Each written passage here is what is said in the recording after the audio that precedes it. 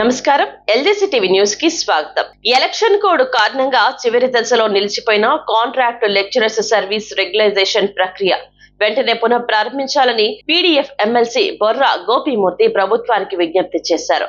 ఈ మేరకు సోమవారం గుంటూరు జిల్లా తాడేపల్లిలో ఇంటర్మీడియట్ బోర్డు వద్ద కాంట్రాక్ట్ లెక్చరర్స్ పెద్ద ఎత్తున ధర్నా కార్యక్రమం నిర్వహించారు. అనంతరం జాయింట్ డైరెక్టర్ తాతారావుకి డిమాండ్స్ తో కూడిన వినతి పత్రం అందజేశారు. కమిషనరేట్ ముందు బైఠాయించి న్యాయం చేయాలని పెద్ద ఎత్తున నినాదాలు చేశారు.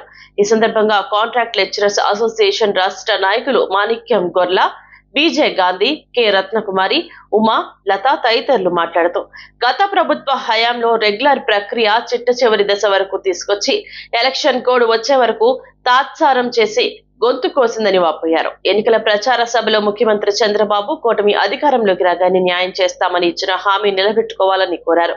అదేవిధంగా మే నెలకి సంబంధించిన 2024 మరియు 2025 పెండింగ్ వేతనాలు వెంటనే విడుదల చేయాలని, పదవి విరమణ వయస్సు 62కి పెంచాలని కోరారు. ప్రభుత్వం తమ న్యాయమైన డిమాండ్స్ వెంటనే పరిష్కరించాలని కోరారు. లేని ఎడల భవిష్యత్ ఉద్యమ కార్యాచరణ ప్రకటిస్తామన్నారు.